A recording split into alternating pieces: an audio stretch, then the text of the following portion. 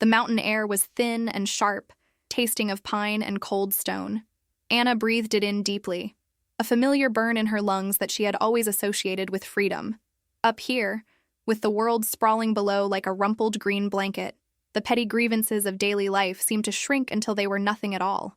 She glanced over at her brother, Mark, who was a few feet ahead on the narrow trail, his shoulders silhouetted against the vast, indifferent blue of the sky. "Isn't it something, Mark?" she called out, her voice bright. "Just like when we were kids. Remember Dad taking us up to Eagle's Peak?" Mark stopped but didn't turn around. His silence was a heavy thing, a stark contrast to the light breeze rustling the leaves. "I remember," he said, his voice flat, devoid of the nostalgia Anna had hoped to stir. For months he had been like this, distant, walled off. Their weekly calls had dwindled to terse text messages. He'd lost his job, a high-pressure sales position he'd always defined himself by, and the failure had hollowed him out, leaving a bitter residue of resentment that seemed to cling to everything he said and did. This hike had been her idea, a desperate attempt to reconnect, to find the brother she knew was still buried beneath the layers of anger and shame. She thought the familiar ritual, the shared physical exertion, might peel back those layers and reveal the Mark who had once built forts with her in the living room and promised to protect her from any monster, real or imagined. "I brought that awful trail mix you like," she said, trying again, patting the side of her backpack. "The one with the weirdly sour dried cherries." This time, he did turn, and for a fleeting moment, she saw a flicker of the old Mark in his eyes. A ghost of a smile touched his lips. "The monster mix? You actually brought that?" "Of course," she said, her heart lifting. "A peace offering." He took a step back toward her, and the smile vanished as quickly as it had appeared. His eyes scanned the trail around them, then looked down the steep, rocky embankment to their right. It was a sheer drop, a dizzying plunge into a ravine thick with unforgiving trees and shadows. They were utterly alone. The parking lot was a good 2-hour hike back, and they hadn't seen another soul since they started. "You know, Anna," he began, his voice taking on a strange, contemplative tone. "You always make things look so easy. You land on your feet. Always. You have your little art studio, your happy little life. You don't know what it's like out there. The pressure. The sheer terror of failing." Anna's smile faltered. This was the bitterness she'd been trying to escape. "That's not fair, Mark. My life isn't little or easy. We've all had struggles. I'm just trying to... Trying to what?" he snapped, taking another step closer. His face was a mask of cold fury. "Trying to fix me? Take me on a little nature walk and cure me with fresh air and happy memories? You think it's that simple?" "No, I just thought," she stammered, taking an involuntary step back, the heel of her boot skidding on a loose stone. The sudden movement, the brief loss of balance, sent a jolt of alarm through her. The edge was right there. "You thought wrong," he said, his voice dropping to a low, chilling whisper. The space between them had vanished. He was right in front of her, his hands coming up. She thought he was going to grab her arms to shake her. She thought it was just anger, a momentary explosive rage that would pass. She opened her mouth to say his name, to plead with him to stop, to look at her, to see his sister.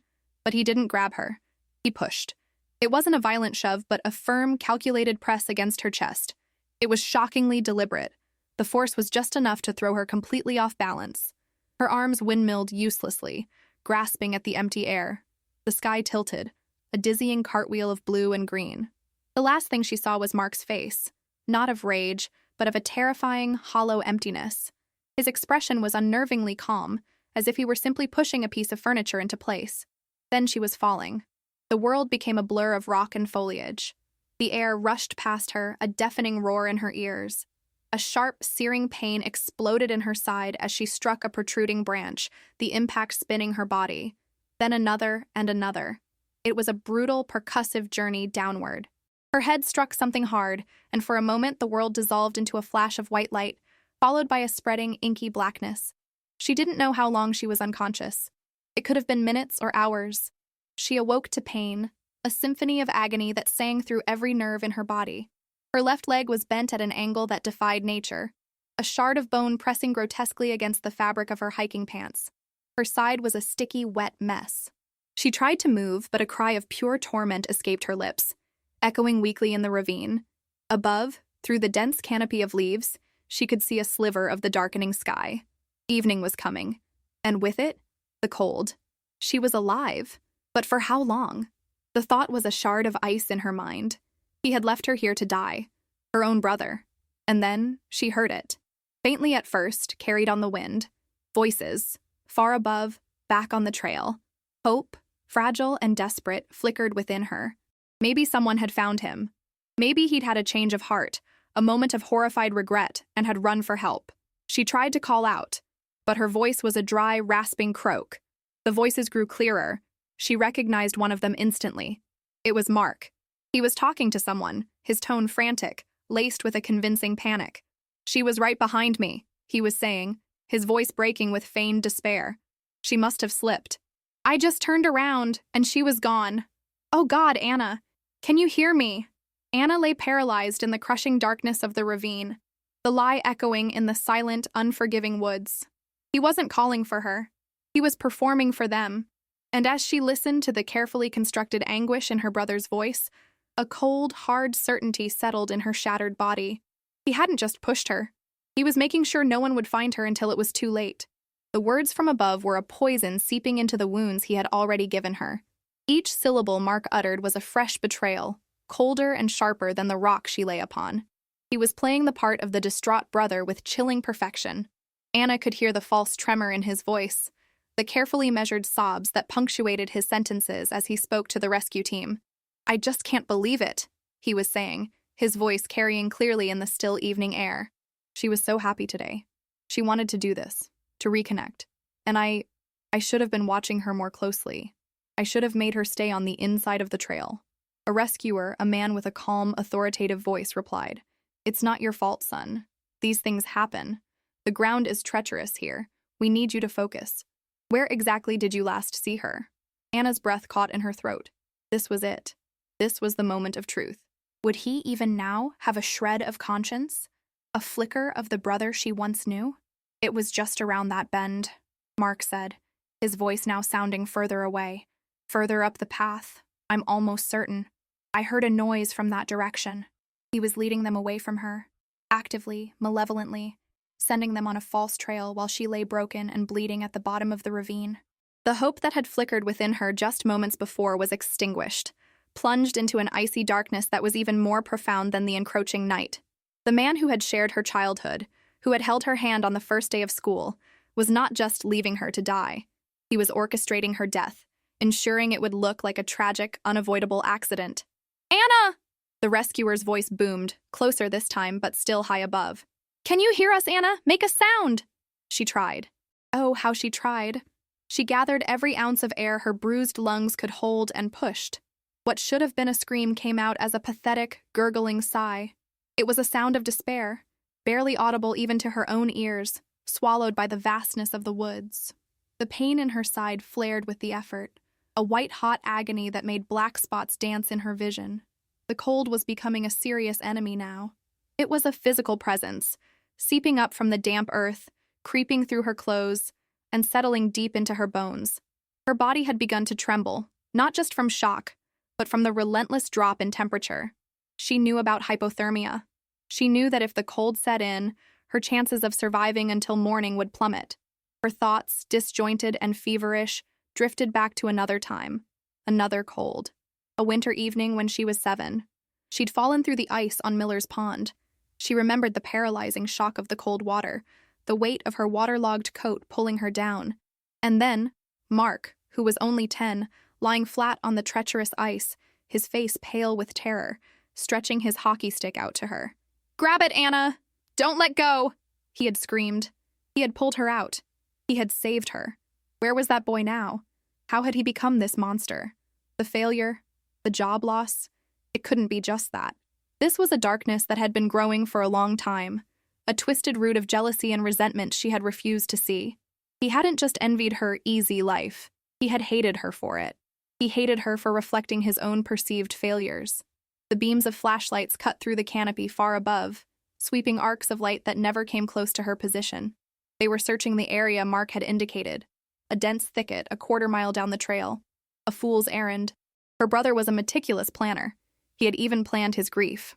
Eventually, the voices began to fade. There was a final call, a distant shout from the rescuer. "The terrain is too unstable to mount a full search in the dark. We'll set up a command post and start again at first light. We'll find her, son. Don't you worry." Then, silence. A profound, terrifying silence that was broken only by the shivering of her own body and the rustle of unseen things in the woods around her. She was alone. Truly and utterly alone, left in a cold, dark grave of her brother's making. Despair washed over her in a suffocating wave. It would be so easy to close her eyes, to give in to the pain and the cold, to simply let go. But as she lay there on the precipice of surrender, something else stirred. It was a small, hot ember glowing in the pit of her stomach. It was anger, a ferocious, defiant rage. He had pushed her. He had lied. He was going to walk away from this, the grieving brother, while her memory was reduced to a cautionary tale for hikers. No, she would not let that happen. She would not be his victim. The thought was a jolt of adrenaline, a countershock to the cold. She had to live. She had to survive not just for herself, but to see him again, to stand before him and let him see that he had failed. The image of his face, the hollow emptiness in his eyes as he pushed her, burned behind her eyelids. She would replace that image with a new one, her own face, alive, staring back at him as his world came crashing down. With a grunt of pain that was half sob, half war cry, she began to move. Not her body, not yet, but her mind. She started to think, really think, past the pain, past the fear, survival, first aid. What did she know? The bleeding in her side, pressure. She had to apply pressure. Her leg was a disaster, but she couldn't think about that now. One thing at a time. Stop the bleeding. Stay warm. Live until morning. Her hand, clumsy and shaking, fumbled with the hem of her t-shirt.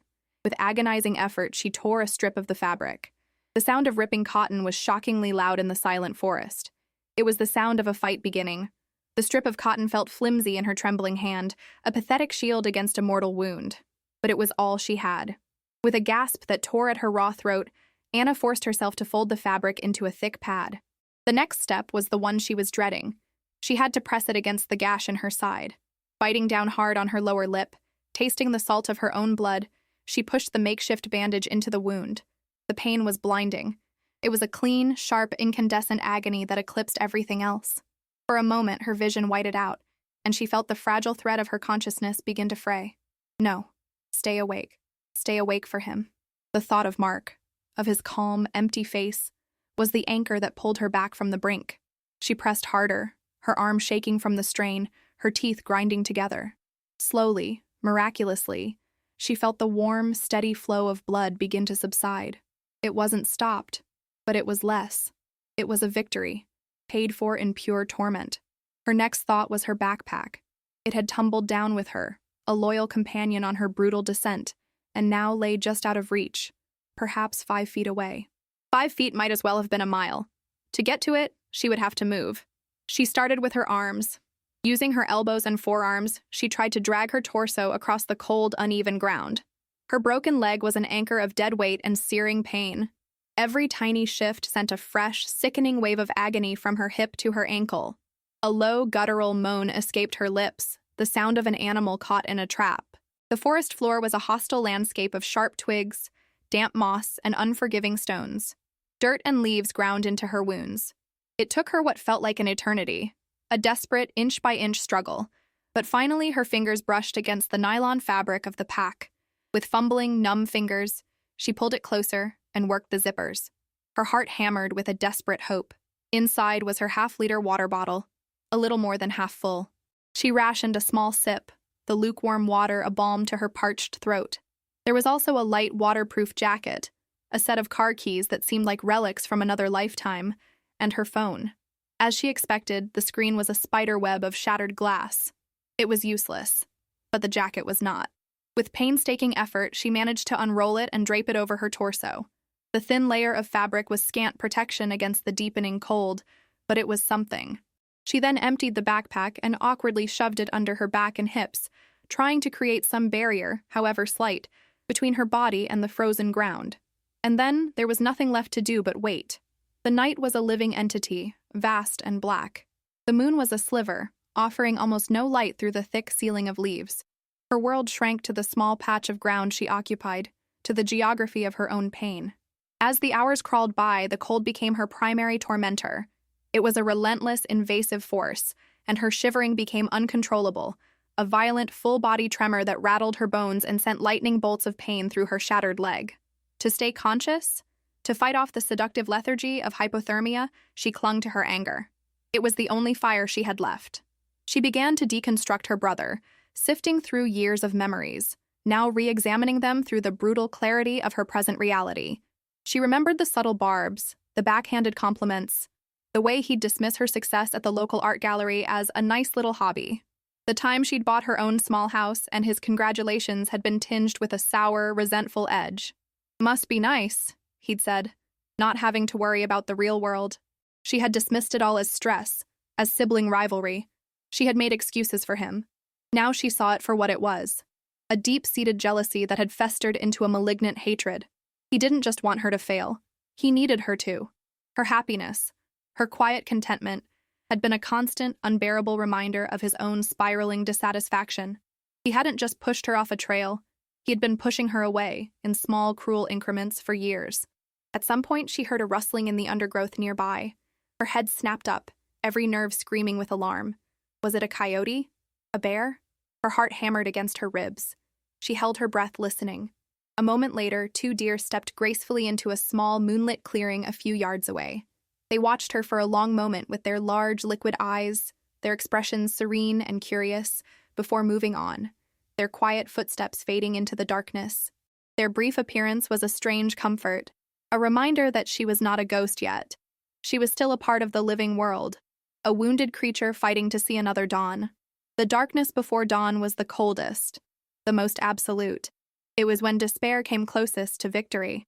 Her shivering had subsided into a dangerous numbness. Her thoughts grew sluggish. It would be so easy to just close her eyes. But then, through the tangled black branches above, she saw it. A subtle shift in the quality of the darkness. A deep bruised purple replacing the absolute black. Dawn. It was the most beautiful thing she had ever seen. The first rays of the sun, when they finally broke through the canopy, were fingers of pure gold, illuminating the dust motes dancing in the air. The light didn't warm her, not yet, but it brought with it a renewed, unassailable promise. She had survived the night. She had won the first battle. Now, she just had to hold on long enough for the rescuers to return. This time, she would be ready to make them hear her. The sunlight brought not warmth, but clarity. With the dawn came the distant, hopeful sound of a helicopter, its rhythmic chopping a mechanical heartbeat in the sky. They were back. But the canopy of trees that had hidden her from the cold night sky now served to make her invisible from above. The sound grew louder, passed almost directly overhead, and then began to fade as it moved further down the ravine. They were still following Mark's directions, still searching in the wrong place. Panic, cold and sharp, threatened to overwhelm her. She couldn't scream, and they couldn't see her. She was going to die here, in the light, after surviving the darkness. Rummaging frantically in her backpack with her one good hand, her fingers closed around her car keys. The small metal fob had a panic button. It was a long shot, a desperate, ridiculous chance. But it was a chance. Her thumb, numb and clumsy, fumbled for the button. She pressed it. Nothing. She pressed it again, harder, holding it down. For a second, there was only the sound of the distant helicopter. Then, a faint, muffled chirping noise reached her ears. It was her car, parked 2 hours' hike away, screaming its alarm into an empty parking lot.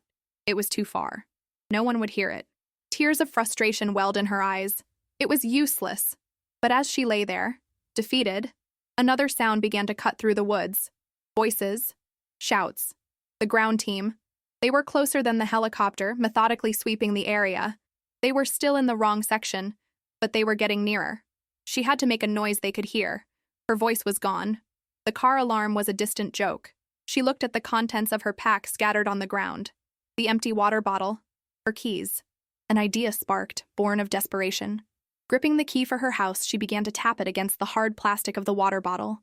Tap, tap, tap, tap, tap. It was a small, tinny sound, but it was sharp, rhythmic, unnatural. It was not the sound of the forest. It was the sound of a person. She tapped until her arm ached, a relentless repeating pattern. Tap, tap, tap, tap, tap. She focused all her remaining will into that one small action. It was her Morse code, her heartbeat, her refusal to die. One of the voices grew louder. "Did you hear that?" Silence. Anna's heart hammered. She tapped again, more frantically this time. Tap, tap, tap, tap, tap, tap. There! Over there! It sounds like… The voice trailed off. Then a new shout, filled with urgency. Down here! I think I see something. Bring a rope. Light flooded her vision as a rescuer, silhouetted against the morning sky, appeared at the edge of the ravine directly above her. He stared down, his face a mixture of shock and disbelief.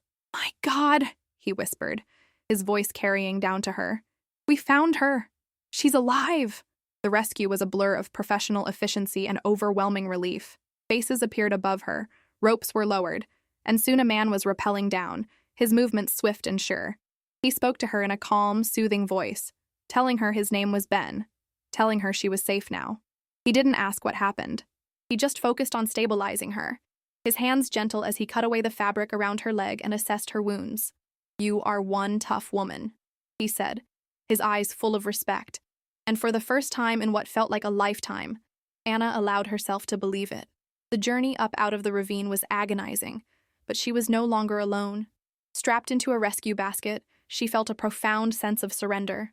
As they lifted her into the light, she looked down one last time into the dark, cold place that was meant to be her grave. She had beaten it. She had beaten him. In the hospital, the world was a fog of white ceilings, antiseptic smells, and hushed voices. The pain was managed now, reduced to a dull, persistent throb by a steady drip of medication. A doctor with kind eyes told her she had a compound fracture in her tibia and fibula, 3 broken ribs, severe lacerations, and advanced hypothermia. It's a miracle you're alive, Ms. Jensen, he said. Another few hours out there, and this would be a very different conversation. She slept, a deep, dreamless sleep that was more about healing than rest. When she finally woke, the room was bathed in the soft glow of late afternoon, and a figure was sitting in the chair by her bed. It was Mark. He looked haggard, his eyes red-rimmed. He had cultivated the perfect image of a brother consumed by worry and grief. He stood up as her eyes fluttered open, a look of profound relief washing over his face. It was a masterful performance. Anna, he breathed, rushing to her bedside. He reached for her hand. She pulled it away. A flicker of confusion crossed his face before he masked it with concern. You're awake. Oh, thank God. I was so worried. They told me you slipped. I can't stop thinking. If only I'd been closer. Anna stared at him. She looked at the face of the boy who had pulled her from the frozen pond. She looked at the face of the man who had envied her, resented her, and finally tried to erase her. The two faces merged, and she finally saw him for who he truly was, a weak man who had tried to solve his own darkness by extinguishing her light. Her voice was a hoarse whisper, raw and broken, but the words were clear. They were precise. They were devastating. You led them away from me, she said. Mark froze, his hand hovering in the air. What? Anna? You're confused. The medication? I heard you, she continued, her voice gaining a sliver of strength, fueled by the cold fury that had kept her alive. I was at the bottom of the ravine. I heard everything. I heard you talking to the rescue team. She held his gaze, her own eyes burning into him. I heard what you told them before they found me. The mask didn't just crack. It shattered. For a horrifying second, she saw the same empty, hollow expression from the trail. The color drained from his face. The feigned relief, the practiced concern, all of it evaporated, leaving only the stark, ugly truth. He opened his mouth, but no sound came out. There were no more lies to tell. She had taken them all away. In that moment, 2 police officers quietly entered the room. They had been waiting outside. They flanked him, their presence a calm, inexorable finality. Mark didn't look at them. He couldn't tear his gaze away from his sister, the ghost who had come back to haunt him. As they led him away, his shoulders slumped in utter defeat, Anna felt not triumph, but a vast, aching emptiness. She had survived. She had won. But the cost was a part of her own history, a shared childhood now poisoned beyond recovery. Her physical recovery was long and arduous, a journey of metal pins and painful physical therapy. But the deeper healing came more slowly. It came in learning to walk again, not just on a rebuilt leg, but in a world where her brother, her protector, was her would-be murderer. It came in quiet moments in her art studio, where she found she could still create beauty out of chaos. Her story did not end in that ravine. It began anew. She had learned the terrible fragility of life, but she had also discovered the unyielding strength of her own will to live. Sometimes the hardest battles are not fought against the elements or against the odds, but against the betrayals that come from those we are meant to trust the most. Yet even in the face of the deepest darkness, the human spirit can find a reason to fight its way back into the light. If this story touched your heart, share it with someone who needs a message of hope.